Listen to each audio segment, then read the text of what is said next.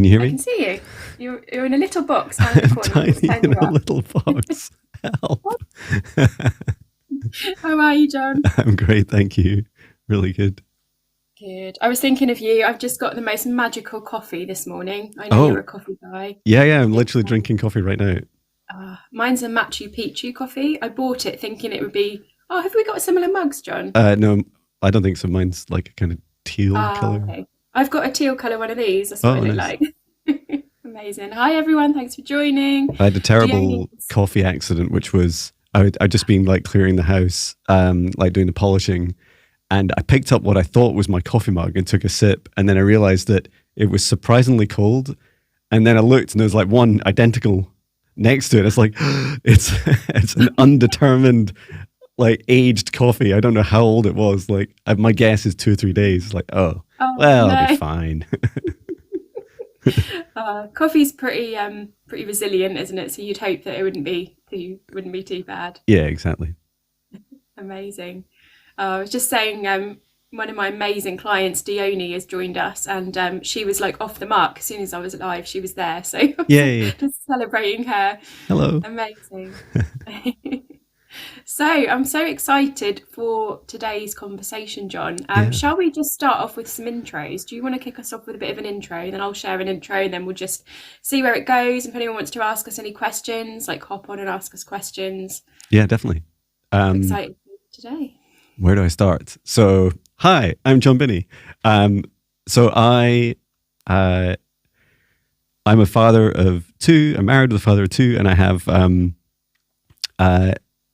a lovely dog. We live in Scotland, and I, after about 26 years in a career of software engineering and artificial intelligence, I had an awakening in 2017, and it like totally changed my life, like these things do for many of us, and they never stop, right? Our awakenings never stop. But I, through that experience, I started meditating every day.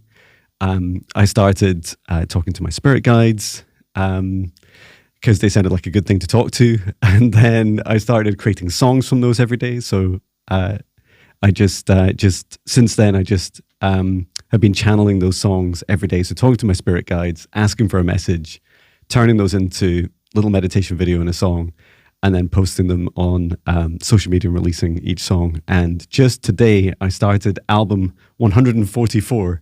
So I'm just so excited. Like, that magic number came. It's so funny. It crept up on me. And it's a real, thank you. It's a real just celebration. Anyway, that side hustle turned out to be the side hustle, because I also started doing, about 3 years ago now, energy healing, clearing.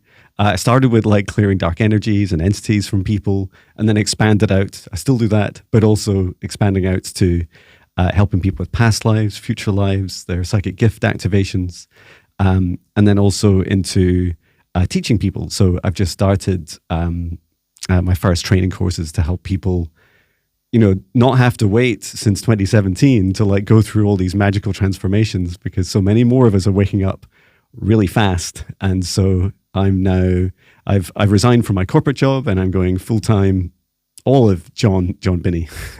Woohoo! Celebrating you, John, and congratulations on 144 albums Thank today. you. That is just wow. And didn't you break some kind of world record for your amount of albums? That's right. Yeah. My wife's always like, "Don't mention the world record. Don't tell everyone about it." But yeah, it's the world record for the most studio albums digitally released, which you would think other people, would have done more. Surprisingly not. And so that was 110 albums in November last year, and it was a really painful exercise to like collate all the songs and record it all and give them the evidence and get the Guinness World Records to sign it off, plus some music producers to sign it off. And I was just like, maybe I'll do it once a year, once every couple of years. But it's like every day is a record, right? We can all break our own records every day.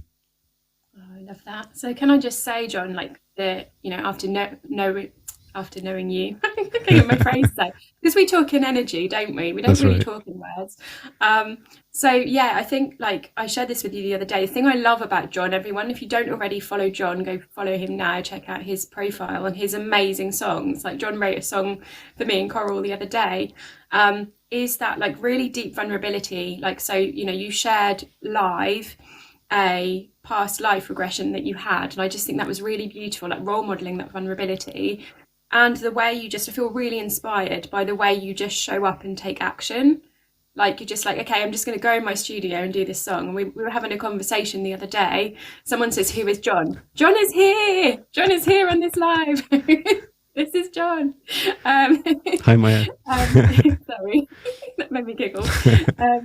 Yeah, so we were having a conversation the other day about like some things that had been going on in the night, and you said, you know, when you'd had that, you just gone in your studio. I love that kind of like, yeah, just take action, just do it. I just record a song. Like that really inspired me to just like step into that place of action myself. So thank you for sharing your beautiful journey, Jon. Oh, thank you. So, and you'd said this to me maybe yesterday or day before. You were saying, like, we were chatting and you're just saying, you know, I really admire your transparency and vulnerability. And I was like, that's it. I want to be more vulnerable. And so I put on my little wireless mic and I walked outside and I took this video. And I think so far I've only posted on TikTok.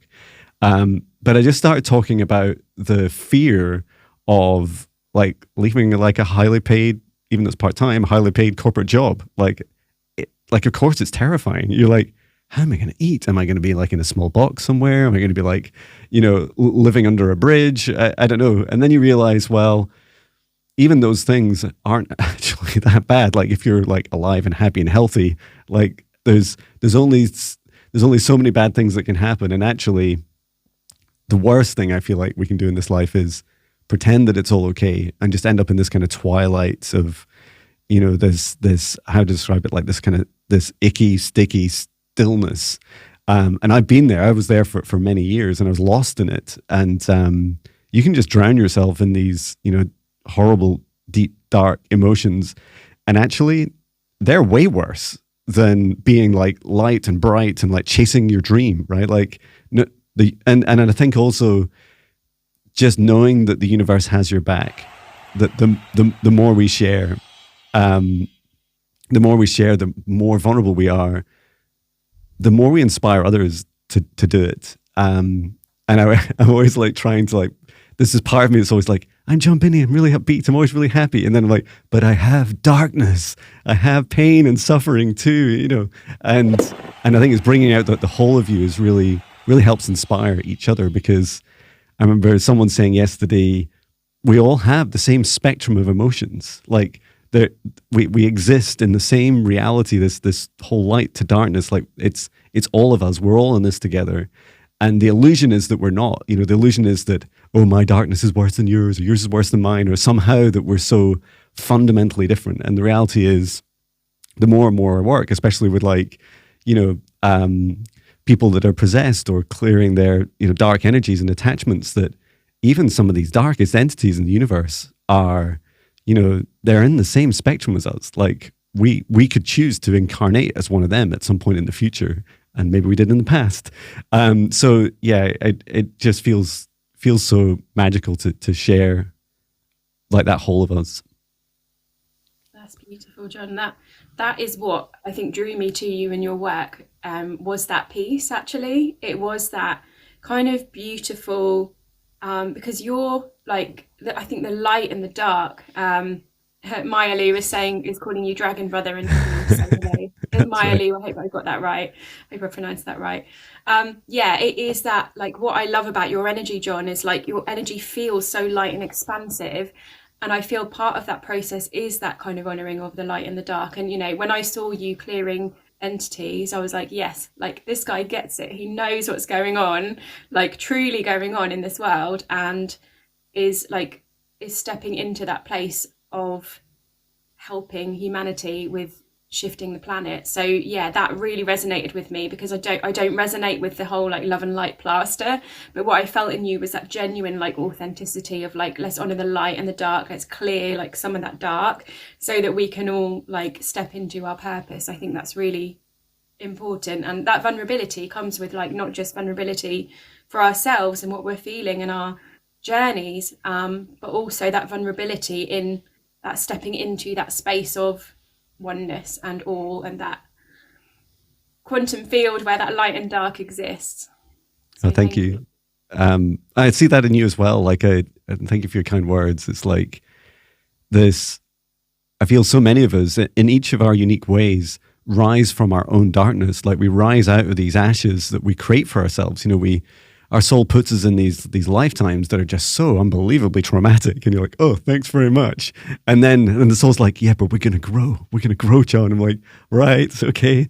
And then we go through these massive reboots. Like, it took me a few weeks to share about it last year, but like last summer I went through this horrific like darkness, like, and I found myself just constantly creating, pushing out songs every day, videos. I was lost in this kind of lack mentality where I just wanted to kind of create my way, driven from lack, to get out of like this trap of like being in a 9 to 5 and trying to change my life and just hoping for the best, that somehow, what's the definition of insanity, right? Like if you keep, you know, doing the same thing and expecting a different outcome.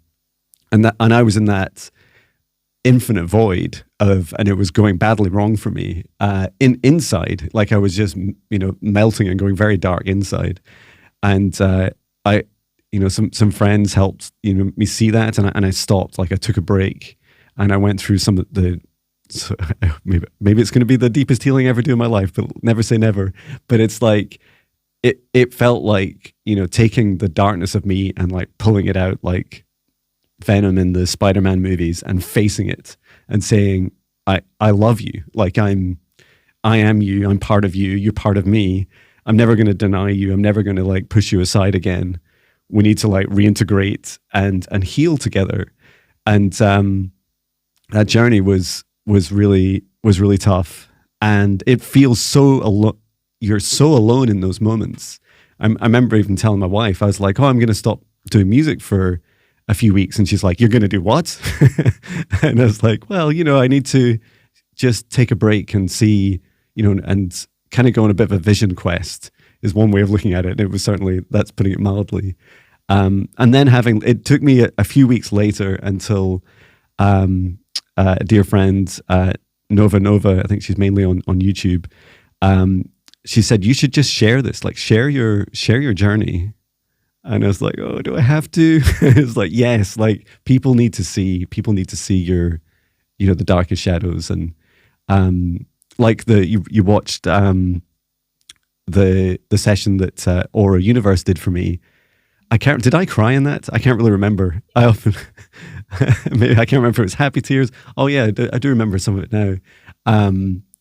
Like, I think that's really important too, is like, as well as those deepest, darkest shadows, like those epiphany moments when you're just like crying with such joy, because you realize that you're just on this journey, and the journey is, you know, it's not necessarily predetermined, but like the things that are for you are coming to you, and they're always coming to you at the divine timing. And sometimes they're lessons, and sometimes they're massive, amazing opportunities, but it comes and it flows. And like when you surrender to that, and the knowing that the universe has your back, like it's okay. That feeling, that euphoria is incredible to tap into. And I think some of those moments that I often achieve in either meditation or sessions, and increasingly in my life, are also, you know, equally powerful to share. That's beautiful. I was actually talking about vulnerability with Coral this morning, funnily enough, because she's got a client in today that she's doing eyebrow tattoos on, and she was saying she was a bit nervous about doing that, and the client had said they were nervous, and I said, how incredible is that? Like, you know, you're both sharing that vulnerability, and you're both going into that space in a completely different way. And I would definitely echo that. What is brought to mind for me, I'll share a brief bit about my story, and like then the like vulnerability piece. I had quite a dramatic awakening in 2018, which was actually on like a 3D labels level would have been perceived as mental health, because I had just this extreme anxiety. And what it was showing me was my gifts coming online. and that I was feeling everything. And I kind of had this moment of like, after going through the kind of, the 3D labels and the boxes and the doctors, that kind of rhymes, boxes, Yeah. doctors, a rap. Here comes the song. went to the boxes and the doctors. And then, and then it was just like this beautiful, like you say, this inner knowing of like, wow, like, yeah, this is like the universe has my back. This is here for a reason. I'm feeling everything for a reason, because I'm here to feel it, to help transmute it, to clear it, to feel it so I can be of service. So that was kind of the first stage of that journey. And then as time went on, I had like, I know it's not linear as such, but just in my head, this kind of helped me, was like I had a second stage of awakening, which was like, so the first stage was like, okay, there's spirit guides, there's source, there's like something divine that I can connect to.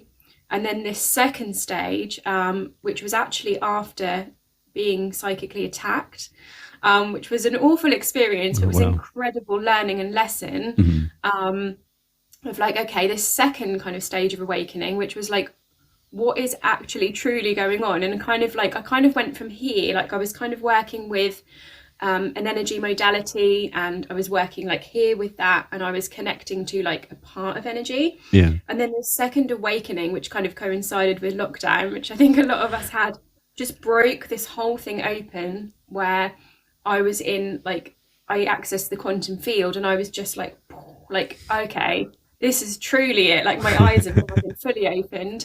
Then straight away it was like, bang, you're going to have a psychic attack, which was like really intense.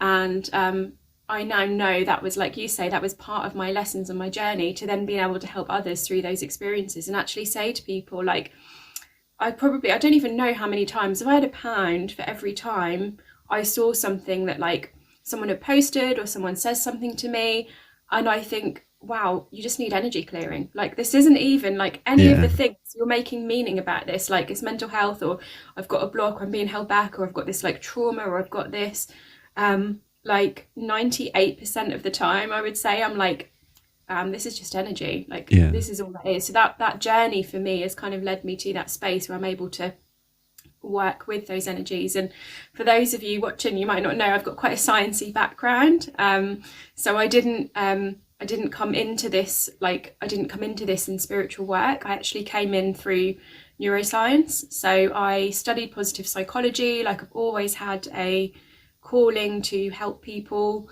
and what makes people tick. If we're going to look at like the 3D label of autism that I do have, it's my special interest is people. I studied positive psychology, and that's kind of what started that journey for me. And then I studied mindfulness after that, because that was just like, wow, this is like the most potent and powerful bit. And I think mindfulness was a bit of a buzzword at the time. This was around like 2015, like organizations wanted mindfulness.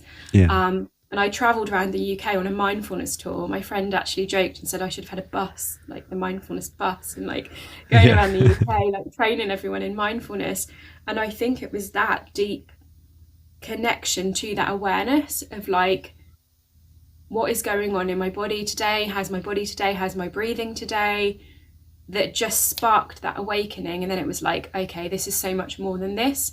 And I know we can explain a lot of quantum physics like in science, but it was like, okay, this is now bigger than just the neuroscience. So I now bring together that blend of like that neuroscience and like what can we do to keep our brains healthy, and like a well-being aspect, kind of keep us grounded.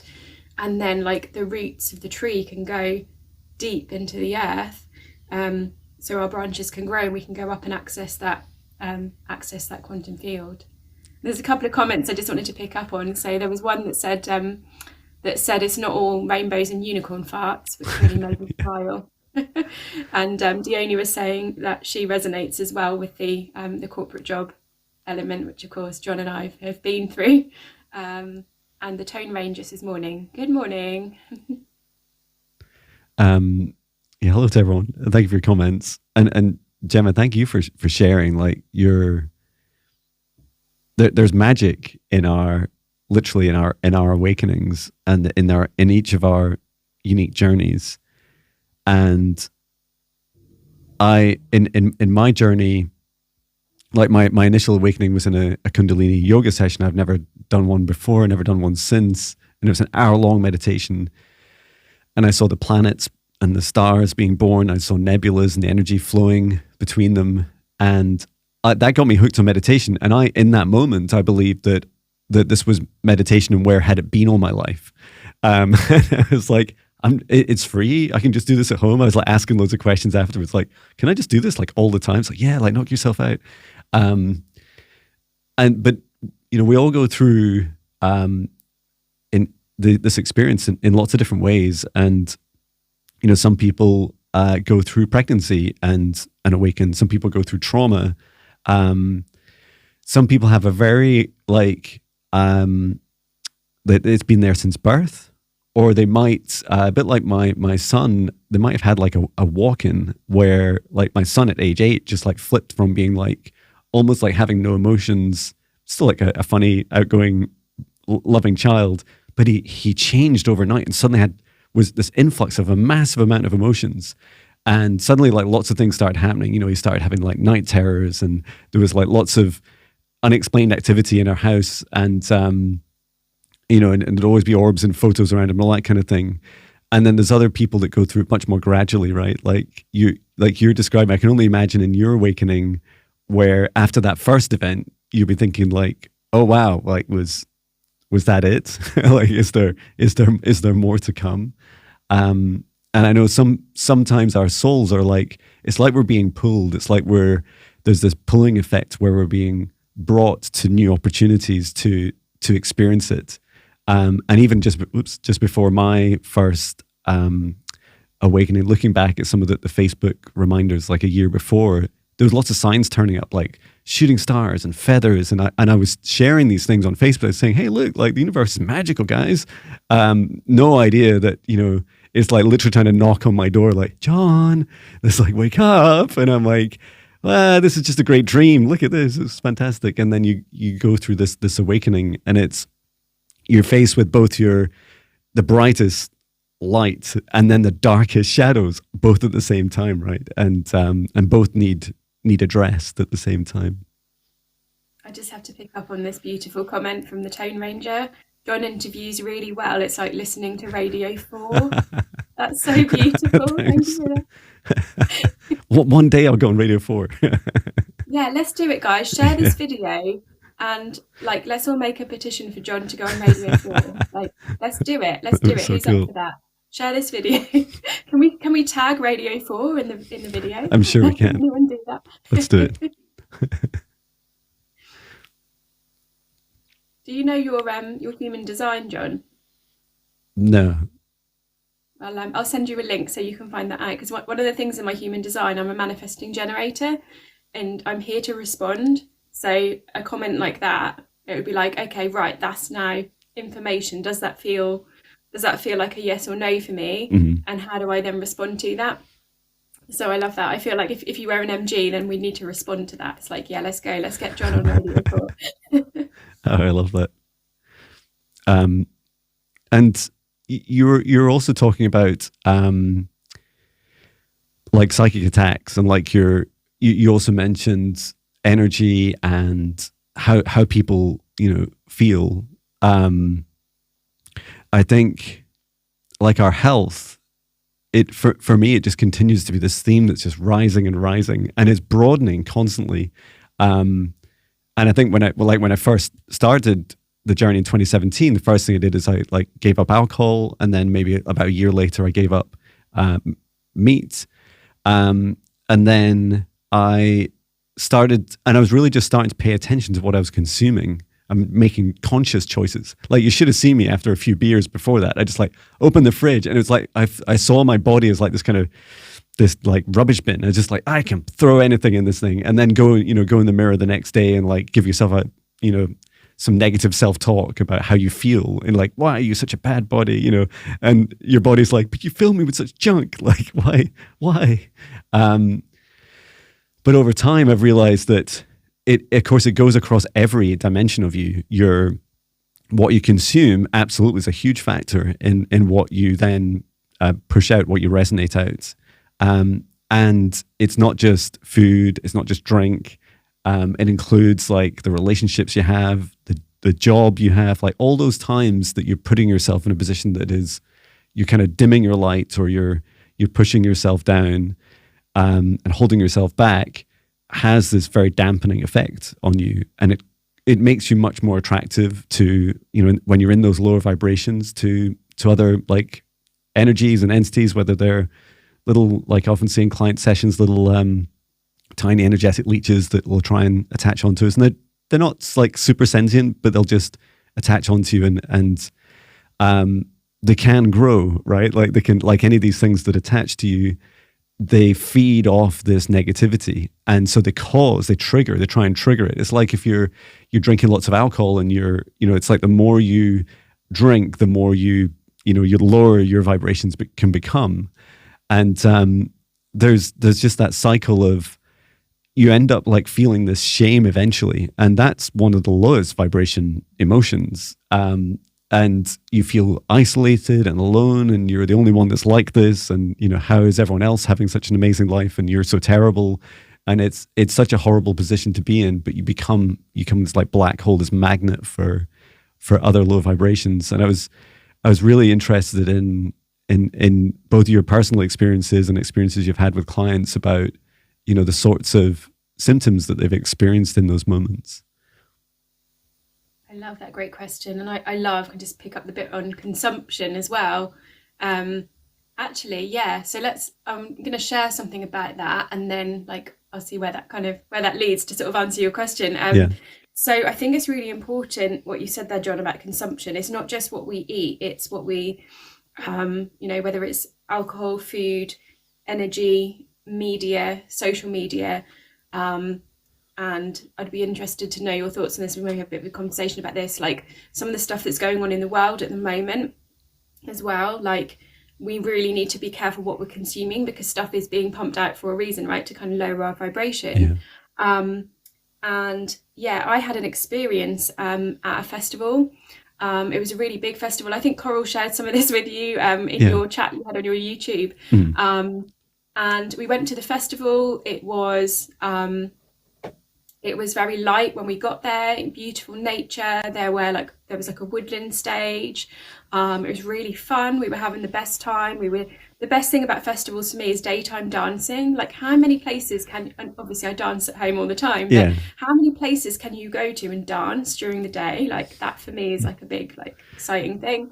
And then what happened is, over the course of the day, as the crowds got more and more drunk and possibly high, and I don't know what else was going on there, the energy of the place felt darker and darker, and it was like and then there was this sudden moment. It was about 7 p.m. This sudden moment, I think, where a whole load of people had come in from the campsite who were staying there, like ready for the evening, like, in the main acts and things.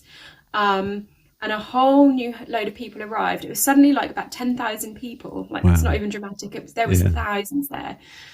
Came in, and like you just demonstrated, it went boom. The energy just dropped like that, and there was this sudden feeling of like, it was a feeling like something's going to kick off. Like, it feels like there's going to be a fight. Like, there was a real like energy of like, oh, like something feels really off. We continued. This has been a huge lesson for us, because now when we go to events, when we get that drop, we leave. And that's always been like an amazing lesson. But we did not leave. We stayed for another like couple of hours through that, and it started to feel. My light just turned off. It did. Like, perfect timing. That was strange. It started to feel heavier. Boom. It started to feel like more and more dense. And then like we both started to feel fear kick in. So I felt really safe there all day. I suddenly felt really unsafe. And it actually even got to the point where I was having suicidal thoughts. Oh, wow. Just out of nowhere, for absolutely no reason. And I soon began to realise that these thoughts were not mine. And what had happened is the energetic density had dropped so much. And I was picking up on everyone's traumas that they were pushing down with the alcohol. So there was like huge crowds of people drinking. I don't know why I'm doing this. Probably eating as well. Drinking shots. I don't know. I won't do all the actions. Yeah, drinking through this trauma, and it was pushing that trauma down. And then me being there sober, I was then picking up all of that, and it just like became so intense. And I went into when I got home, I went into what on a 3D label would be defined as an autistic burnout. I had a huge meltdown. I was screaming, I was crying.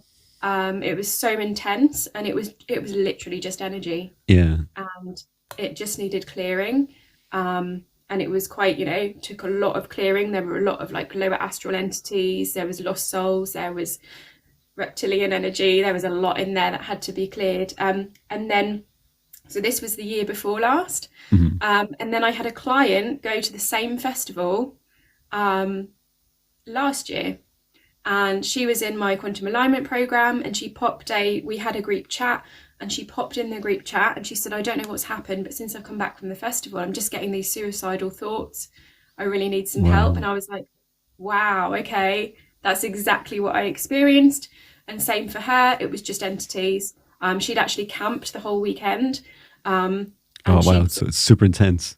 Yeah, she'd been able to wake up every morning and like go and be in the trees and clear her energy, and then as soon as it got to the evening, the suicidal thoughts would drop in again.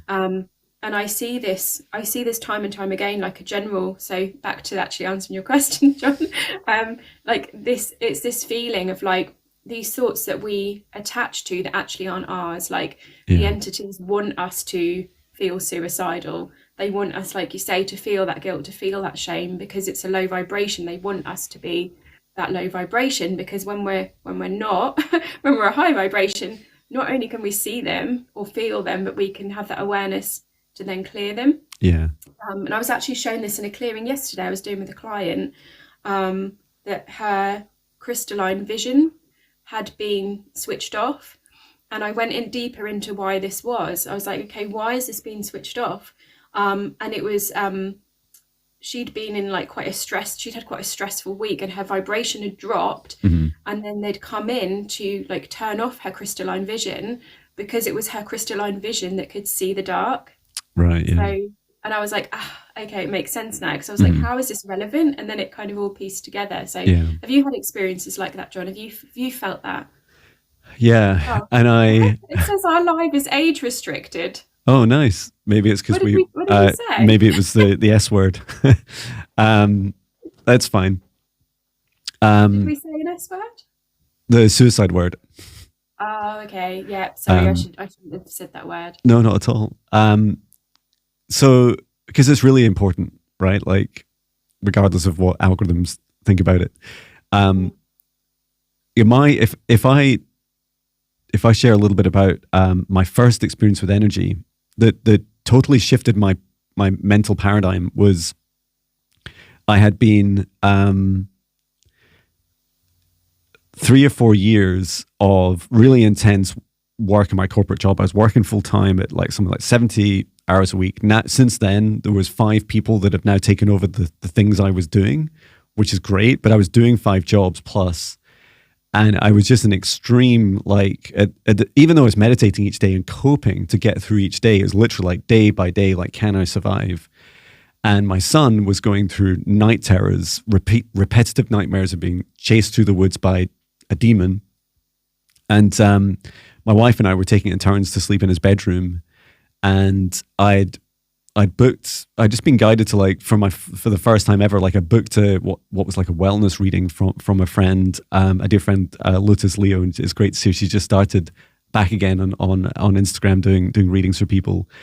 And just as I fell asleep that night, her higher self stepped through and said, "It's okay, John. I'm here, and I'm gonna do this healing for you." And I only slept like, I don't know, maybe 4 hours. And I woke up and I felt like I'd been on holiday vacation for months and months and months. Like, my body felt so clear.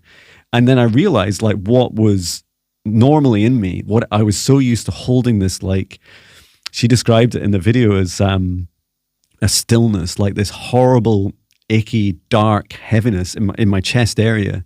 And she's saying what you're doing is you're sitting in calls all day, you know, in your job, and you're just absorbing this negative energy, and you're not speaking your truth, and you're pushing yourself down constantly. And that's why I'd always recover in holidays, because I was like allowing myself to step out. And that the fact that she's in America and I'm in Scotland, that even worked, like that was one thing. And then the next thing was like, wait, I've been holding this energy in me, this dark energy, and that I can get rid of it, or that other people can get rid of it. Like this totally changed my beliefs. And then what's been more gradual for me is that journey. So the darkness is the master of the illusion, right?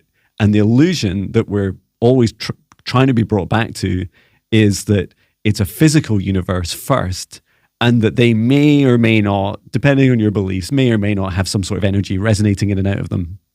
But the reality is it's the opposite. It's all energy first, and matter happens to be manifested from energy. And you know, if that was true in our law system, like in our legal systems, life would be very different, right? Like you would not be able to go around thinking negative things about other people without some sort of consequence, you know. And sometimes when I think back to either like comedy shows or, you know, the like satires or some of the horrific things that happened to us in past lives, you would hear people saying, you know, that person's a witch. They must be, you know, they must be executed because, you know, they cast a spell on me or something. That there was almost more like of an appreciation of the potential of these things happening, and a consequence associated with it. But you know, right now, the way our world exists, most of our cultures, especially in the Western cultures, like it's just a denial of energy, a denial of dark energy and negative intentions. And yeah, I've had many attacks. I've had, you know, we all get like small attachments, right? And I just do a regular and an ad hoc clearing, and that really helps me. I do once a week at least.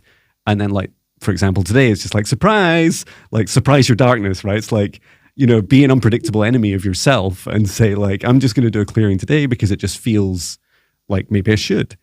And then the other thing that I found really fascinating is it can, like you're saying at this festival, it can be at a huge scale. And one, you know, far more out there in the world of woo-woo was this clearing I did in our area. So where I live, where I run each morning is an area called the Killing Fields. And it's because in the 14 and 1600s, and probably going back thousands of years, it's just a great place to battle. And so there's always battles going on, and hundreds to thousands of people dying in battle. And what I'd seen is that all their souls and their negative, you know, trauma had been absorbed by the land, but there was something very, very large feeding off of this. And it was huge. Like I have seen bigger, but you know, not in the physical reality. This entity that had grown was huge, and it had also been working with people through the last few hundred years. I mean, it's ancient, but it'd been working with, you know, people that were doing dark magic and kind of warring fractions of, like, you know, people doing negative and positive magic and energy work. And it was time for it to go. And I remember I was like working with my guides and my angels. It's like I was out for a morning run one day, and they showed me all this in a very quick vision, and I was like, "Wait, I have to? Why do I have to do it?" And they're like, "Well, John, why do you think you're here? You know, you might be like physically much smaller, but scale when it comes to energy, like physical size is irrelevant. You know, just like a lot of big dogs, really small of my little dog. They're scared of my small dog because a small dog's bite in the right place can be fatal for a large dog. And it's the same, you know, it doesn't matter like how big if you're tackling something that's planetary size or not.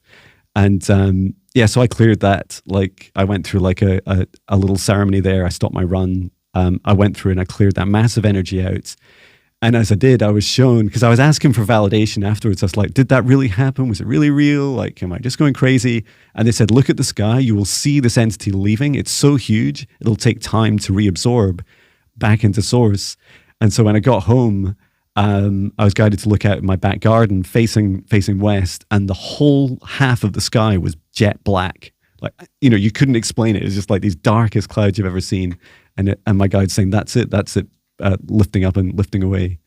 And I think one of the hardest things we face as humans, it's been my hardest challenge so far, in the deception of darkness, is the ability to deceive you in any possible way you can imagine. And so so for instance, hiding, if one individual is, very low vibration, and they are compromised in some degree, like in a small degree, or like a full-on like possession, they do all the tricks, right? Like, I'm going to hide in the light. So literally they'll surround themselves with happy, high vibe friends, right? And they'll tell them all the things and tell them all the words. And even I've seen it, I've had direct friendships with people for a period of time where they are like 99% light, but that 1% is an energetic attachment pushed through from a very large and very dangerous entity. And in those moments that they're influenced, even though it's just 1% of the time, they are highly dangerous. And, in my experience, it was things like someone performing healings on me.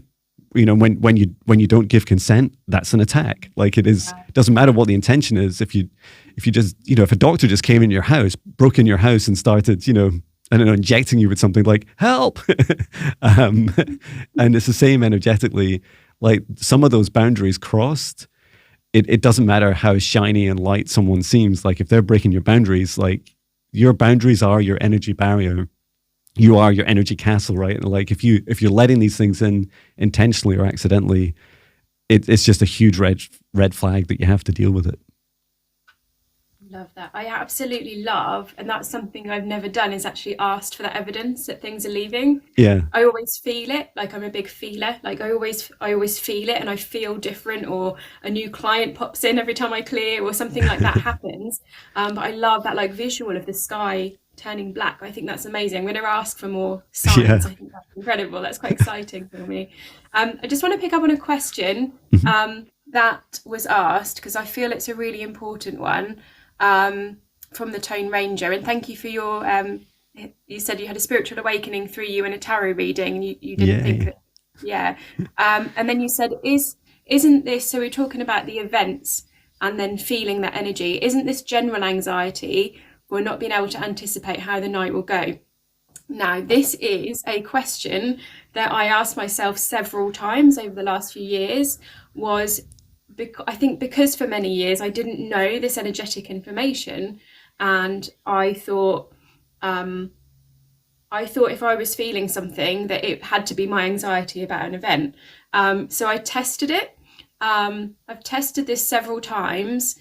Like, what we can do is we can kind of be analysts about this. Like, this is my geeky side coming out, right? So we can be analysts and look back over that energy data over time and go, how did I feel? How did that event play out? What happened afterwards?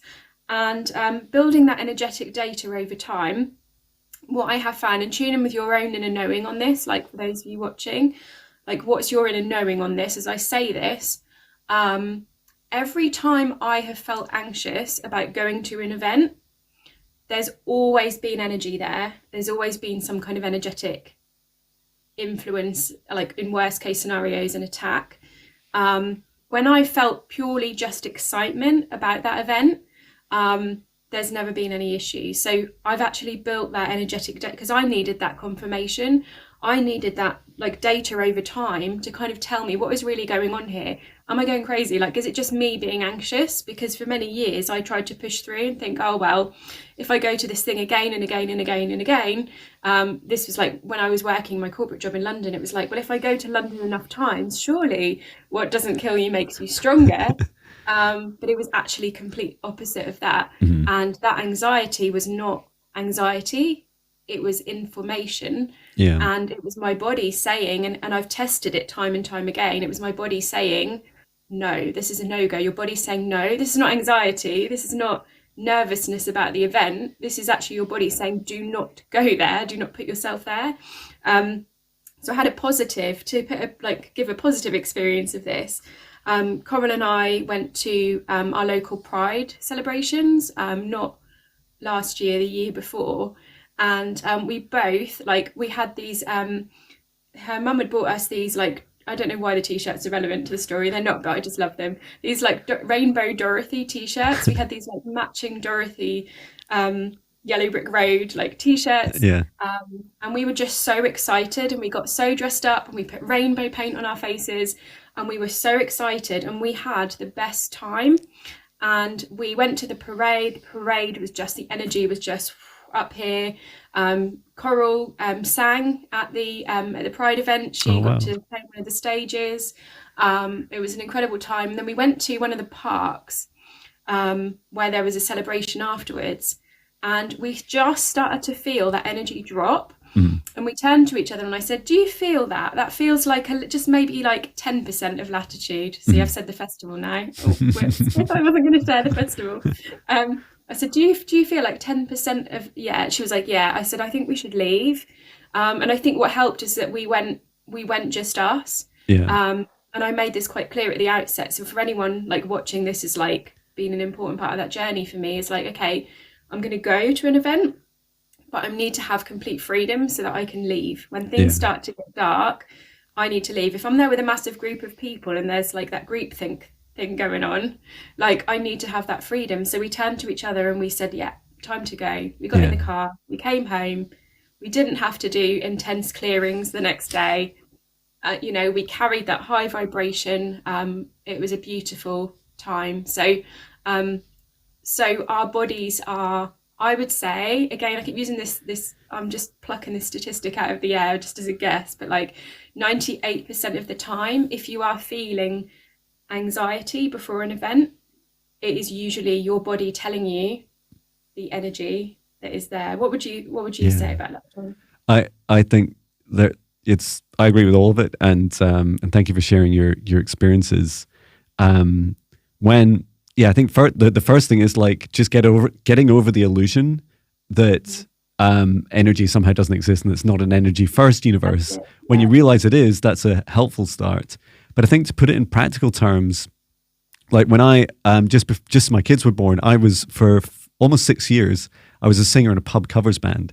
So, and I was sober most of the time. I think I stopped drinking after the first year of it, because I'd be driving a lot of time. So I would be dancing on stages and bars and tables, and I had a wireless mic and run around, and it was super fun.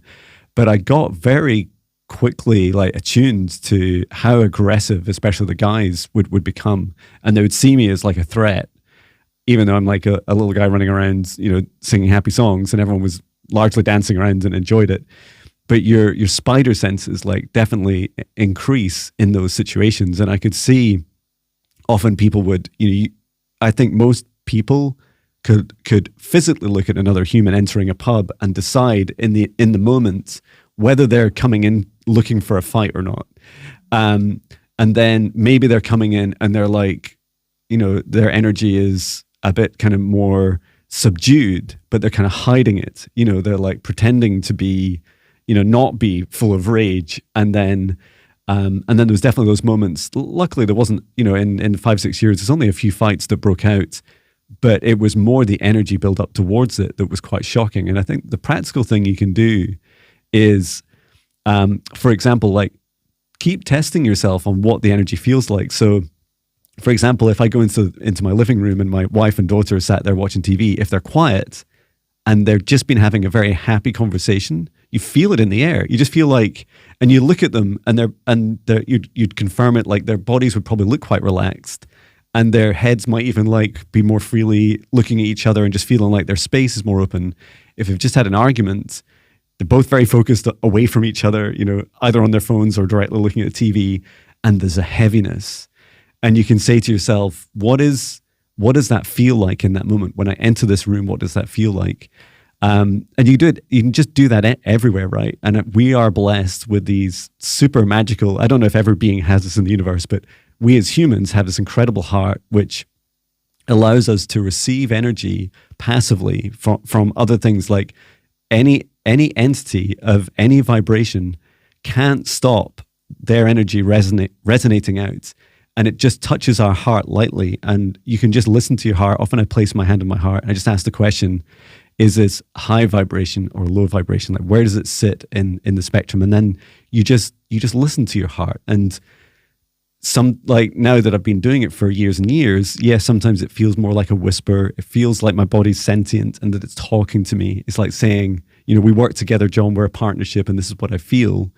But when I first started doing it, it's just like almost those spider senses or that sixth sense. You're thinking, there's something not quite right. I can't put my finger on it. And that's okay. Like, that in itself, it's not surprising that humans have evolved doing this, right? Is that if you're being hunted or if you're in a stressful situation, you need to know as quickly as possible. So energetically, we've already developed these abilities to receive energy.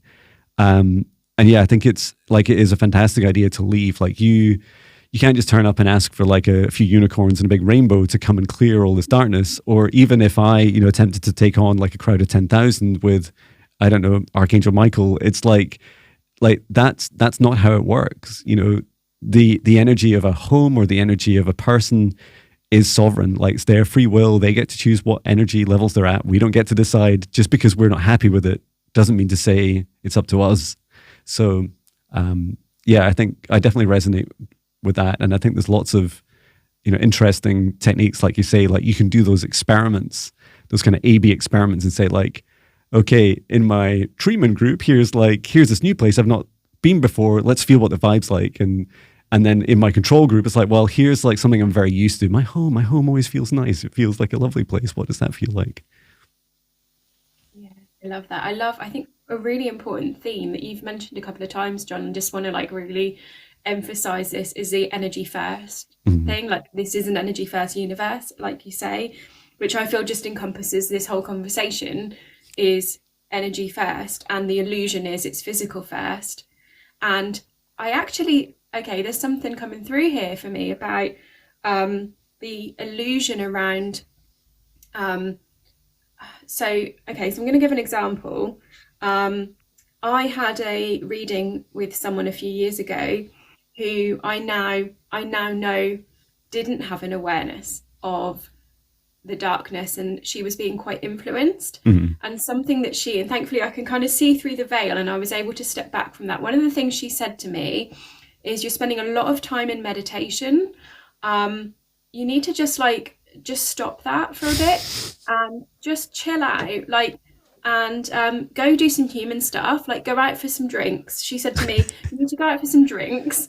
Thankfully that didn't feel right in my body. You need to just go watch Netflix. She was like, I'm just being shown by my guides that you're not doing enough human stuff. Like, you're in these like long meditations for like hours on end, and you're doing all this healing, and you know that's not good for you. And when she said that, my body felt like, oh no, my body went like this. So I instantly knew, but I didn't know why at the time, because at the time I was really trusting of like, because I was quite disempowered at that stage in my journey, like, but I did have this like inner niggle of like, that doesn't feel right for me. So I just said, okay, thank you. And I did kind of, but I feel like that's part of the illusion, is this message. And I absolutely love Rebecca Campbell's oracle cards, but there is an oracle card that says something like that. It's like, I can't remember the exact wording, but it's something like, don't forget you're a human having a spiritual experience. But what being, to me, the translation into that for me now, with the knowing that I have, is how do we nourish this human vessel to be able to be that channel? So things like, you know, some of the positive psychology stuff that I teach, like how do we like become the best version of ourselves? Like you said, John, about the food, you know, going to the fridge and like, what am I consuming? I now translate that message as, how do I become that nourished vessel? Because I am the vessel, the 3D vessel channel for that information. So in a 3D sense, I need to be as nourished as possible. It doesn't mean being human is like necessarily is, you know, go out and get wasted at the weekend and watch Netflix all weekend. And no, don't get me wrong, I love a film and I love Netflix, but like that's not truly what being human is. And I feel like that's part of that kind of facade. What are your Yeah. thoughts? Yeah, I agree. And I do want to, at kind of covering the extreme situation, which is when, or more extreme, where we're like, when we're too scared of, when we realize, we go through awakenings and realize that it's an energy first universe, and we suddenly become highly protective of ourselves, that there's a downside to it, like everything in the universe. And so you can't just build yourself this kind of huge energy fortress around yourself and expect, a little fairy or energetic butterfly to magically make its way through. Like, it's not getting through. Like, you've closed the door to it. And it's the same with relationships. And I can't remember when we met now, Gemma, but it's not been very long, right? But we both work in this space. Like, we have lots of similar experiences, and and first of all, like, congratulating you on like trusting me. Like, I know that's a huge thing, and I guess I should also do that for myself. Like, I've been through this wounding before, where you make friendships, but psychic friends are hard friends, right? Because and I say psychic friends because we're all becoming psychic, empowered more and more, and an ever accelerating rate, everybody. And so it's so helpful to really practice that discernment. And it's lazy for me to just block people and say, you're just not good enough. Like, I can't see the rainbows, or I don't like your demons aren't ugly enough. Whatever it is, it's not enough to just do that. It still have to do the hard work of like doing that human thing. Like when you're meeting someone in the pub for the first time, you'd be like, well, it's a crowded space, and it's noisy, and it's difficult to hear you and to feel your energy. But there's something there, like I'm connecting with you, and just allow your heart to lead you a bit. And it's okay to be cautious and to stop and start a bit. And it's okay to, I think, just like we were when we first connected, there's kind of like these moments where you ask each other questions about your experiences and your beliefs, and you're getting that feeling as you go. And then much more recently, it feels like including before this live, it tends to be far more telepathic. Like, you're once you make those connections, you realize that actually they're kind of always on, and that it's important to know when it's a good time to like disconnect from people, because if I think about you, you're feeling it, even if you're not conscious about it. And this, same goes for anyone. So I just wanted to talk a bit about that. And then, very much like being human. Like, I have this conversation almost daily with my spirit guides, which is, you guys aren't human. Like, you say all this stuff to me, like, oh, Jon, go and climb a tree. And it's like, I love trees. I really want to climb a tree, but it's so embarrassing, guys. Like, you're not the one who has to be the middle-aged man in the daytime or nighttime looking really odd, at the side of a road climbing a tree just because it's going to help his inner child. Like, oh. To see you under like a full moon, and, like, exactly. tree, and all these people like, yeah. I already skateboard and post all these funny things on social media and do dragon light language and like all these extremes, and yet that and also finding that practice of being human, and like that reading for you, like I agree, like it sounded like a really bad idea, the advice you're getting, but the good advice is like finding these ways, often people that are, have like, you have grounded common interests with, like they're human, it could be working out, it could be like, things that are connected to your body, to grounding. And the same with food. Like one of my my students on my training course at the moment, the higher self foundational training, asked for some guidance on consumption on food. Like, and I'm like, I'm not a nutritionist, but another friend was telling me, they're saying, for example, if it's not from the ground, or it's not from a tree, or if it didn't have a mother, it's probably not the best thing for you. But like you say, Gemma, like I watched Netflix a lot last night. I also ate a big bar of vegan chocolate. I'm not vegan, but no one else will eat it in the house. And it was just like, I felt really bad afterwards, like I had a food hangover. But, we make these choices, and it's okay. Like everyone gets to make their choice. And that's a big part of being human, like is being constantly on that spectrum of, in the super light, like, oh, I ate like, a berry from a tree and there's like a little fairy next to it. And then the other thing is like, well, I went to McDonald's and I got a plant-based burger and then wonder why I feel a bit weird afterwards. Like, that's kind of, how can they make vegetables and meat substitutes so energetically weird? But it's like, it just is what it is. And I think there's definitely like a journey that so many of us are going on where everything you consume, TV, food, drink, relationships, are a journey for us to navigate. And it's not the same answer for everyone. Like, just like not everyone's vegan. I love that. And that's, again, comes back to that body truth, isn't it? Like, Yeah. what feels true for you? What can I experiment with? What feels good to consume? What doesn't? So we've been talking for an hour, Jon, and we could like continue this live for like hours and hours and hours. But shall we open up to see if there's any questions from anyone? Yeah, that's a great idea. I love that. So, does anyone have any questions for either of us or both of us? Also, thank you for the roses. I don't know if you saw, Jon, at the start, we were being sent roses. I love that. I don't know how to do that. I'm not that technical on TikTok. Loving that. No, I thank think you, they're everyone. sending you roses. I think you've got a fan club there. You were like, if you were on stage, you'd be getting roses Yay. thrown at you. Thank you. They're kind of like the TikTok version. So has anyone got any questions for Jon or I, or both of us? There's been a few consistent people that have stuck around for the whole live, so thank you so much to you. Yeah, thank you. Also, one of you kicked somebody out that was misbehaving, so thank Yay. you for that as well. I saw that. Yay for the kicking out. Thank you for protecting this space. We really appreciate that. Yeah. So any questions? I know there's a bit of a delay sometimes, isn't there, with so I just need to be patient. I get impatient. That's right.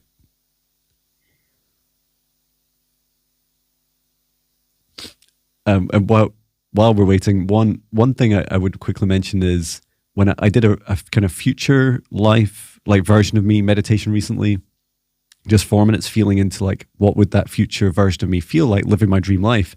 And the first thing that hit me, the very first thing that came through was my body. And my body was saying, look how strong I feel. And I was like, oh yeah. And I think I was about 20 years older.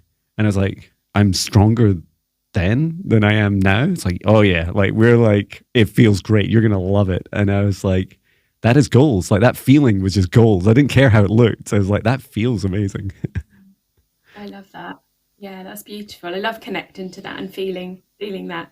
So Dione says, so interesting and aligned. So pleased I made the whole chat. Oh, amazing. Yeah, Dione, you are super aligned with Jon and I. So yeah, glad that you could make it. Does anyone have any questions before we close today's live? While we're waiting for the questions, if there is any, I had I think I shared this with you, Jon. I was doing a session for a client and I saw her future self, and she was a complete light being. Wow, yeah. And it just made so much sense because she'd been experiencing a lot of physical issues. And what I was shown is she was experiencing those physical issues because her energy already thought she was going to be that light body. Yeah. So she didn't need like the physical, and it was causing issues. So we had to like kind of get that into alignment. So yeah, it's really, I think we spend a lot of time like looking back, don't we? Like not only on like healing trauma and inner child work, but also like, past lives, but actually the future life stuff, because it all exists as one and the same anyway. Yeah. It's just really fascinating. Yeah, I really love that. That's definitely, and thank you for that. I'll include that in my video tomorrow on food. It's like the things that, we could consume at low vibration when we were lower is a much bigger spectrum, right? Like you could pretty much consume everything, but as you continue to get lighter, your body just starts rejecting these things. And I think your body's a bit confused as well. As much as you are, you're like, what, I can't eat like chips or fries anymore? Like, really? Like, what's wrong with those? They're just potatoes. Like, well, choose them, be discerning, about your food. But yeah, like that whole ascension ahead of us is just so exciting. Sorry, I was going to say I actually have data on that. So back to my geekiness.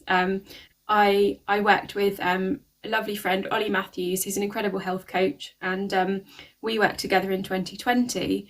And to look at how I could improve my health. And one of the things we were measuring my blood sugar levels. I can't remember if I shared this with you, Jon, but I was having to like prick my finger and measure my blood glucose every day. And I was going through that exact experience. Like my body, this is when I gave up gave up like binge drinking. I still sort of had, oh, do you know Ollie? Oh, amazing. Isn't it a small world? Yeah, Ollie, I've known Ollie since I was Oh 16. wow! I Like, think I listened to your podcast together. yeah, yeah, you did. Yeah, Ollie's amazing. Ollie and I used to write raps in his bedroom when Oh we were wow! 16. We used to have a mixing deck. Like Ollie and I were homies when we were 16. So cool. We thought we were like some kind of gangsters. Yeah, so yeah, I was measuring my blood sugar and my body was going through that exact thing. I just suddenly became unable to drink alcohol. I was unable to, yeah, like you say, eat chips, like fried food.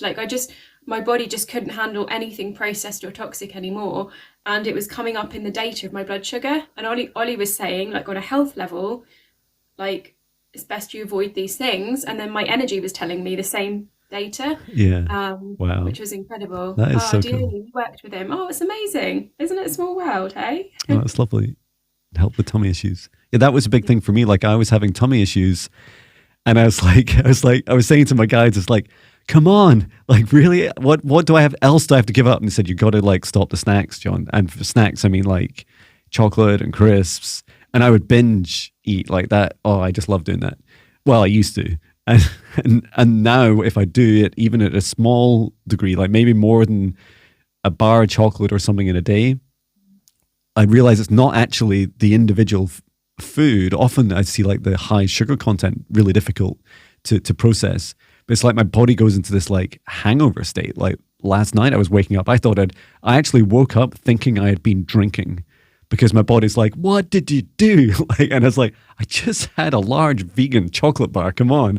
And they're like, yeah, but you know, you're going to have to take care of yourself. Like if you're going to keep rising. But yeah, that's really beautiful. I didn't say when you mentioned it. Sorry, just the comment about celery. Yeah, I had lasagna last night. I got like super excited about getting really creative in the kitchen, and I made lasagna. And I woke up in the middle of the night, and my body was like, "Yeah, we're not happy about all that pasta." Like, it was yeah. So Christine says, "What do you eat to get the crunch? I need the crunch." What would you say there, Jon? Christine says celery. Oh, I don't know. Like my go-to rather than snacks, for example, is nuts. I eat quite a lot of nuts, but then if I eat too many, it feels really heavy. Like I've just literally put a massive bag of nuts in my stomach. I also eat, I love like the crunch of apples, and maybe if you want something more crunchy, then yeah, like celery is great. You know, carrots, like a lot of your like raw, like earth vegetables are just lovely. And you pay a bit of attention to where they come from, because that can help as well. A lot of ours we're blessed with them being grown in the area. Something I tried recently, which worked really well, just realised for the crunch, we've got an air fryer, and I cut up some beetroot, sprayed it with a little olive oil, and put that in the air fryer on a low heat, and made beetroot crisps. They were really good, and I had those with some hummus. Oh, so nice. I recommend that as well. Dione says that her guides are telling that as well, and body is starting to reject it. So thank you for sharing that, Dione. Yeah. Amazing. Okay, any questions for anyone else before we... Dione's off for a past life clearing. Amazing. Oh, wow. Good luck. Have a great time. And it's 11:11. Oh, shall we end it there at 11:11? Yeah. Perfect. Thank you so much, Jon, for joining me live. Absolutely love this conversation. Go follow Jon. I'm pointing down because you're down on my screen, but I don't know if everyone else can see you down there. Go follow Jon if you follow don't Gemma already. too. Thank you. Follow me. Yeah, love today's conversation. There's our little leaving dance. And yeah, thanks so much, Jon. Thanks everyone for watching, and sending you all lots of love. Thank you, everyone. Sending love. Thank you. Bye. Bye.